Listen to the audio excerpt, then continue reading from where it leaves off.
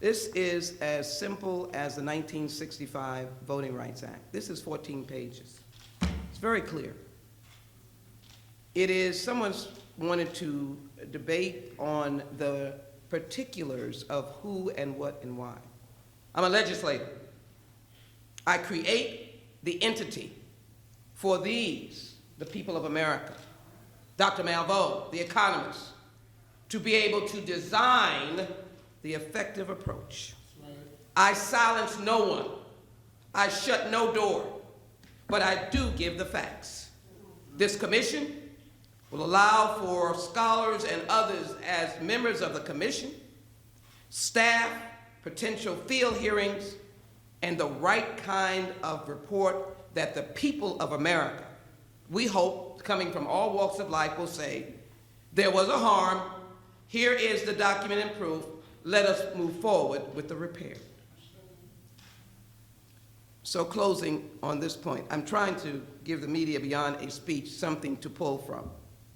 Whenever I try to talk about reparations, there will always be those with a look. I would hesitate to not say what kind because I don't want it to be written, but I'll say a look. And it may cross the gamut of racial backgrounds. Some incredulous, it'll never happen. Some, how dare you? Well, I don't speak from, as I go to the town hall meeting, in platitudes, I speak in facts. And I'll just share with you facts that you cannot dispute. You cannot dispute, in the modern day, a Harvard University medical study, it wasn't Sheila Jackson Lee's medical study, that indicated if reparations had been given before COVID-19, we would not have been the victims in a huge way of COVID-19 as we were. Yes, it hit others, but it intensely and quickly hit us. Oh, we've heard these words. When America gets a cold, the black community gets pneumonia. We've been saying this for years and nobody even bothered to dissect what that means. Why does the brunt fall on us? Why is it in the war on drugs, African-American young men became, another platitude, the raw material for the criminal justice system? Oh, let me just say the prison system, the pipeline system. Those things have been said over and over again without anyone even thinking about it. That is the literal evidence, besides what we will discuss later about the stark contrast in wealth gap, the sharp contrast in educational accomplishments for little boys and girls in elementary school. The reality of COVID, when the predominant lack of individuals who did not have access to the internet, oh my goodness, it was in our communities. How in 2021 and 22 we had that?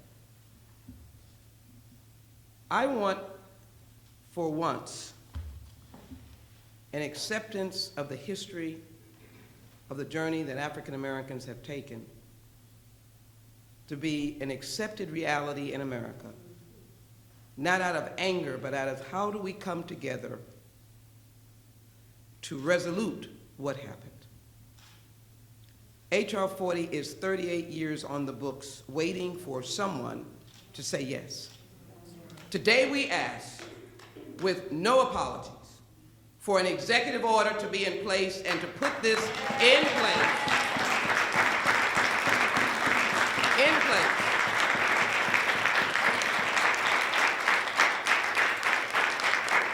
As have been executive orders on a number of challenging issues that have then brought about the healing and restoration.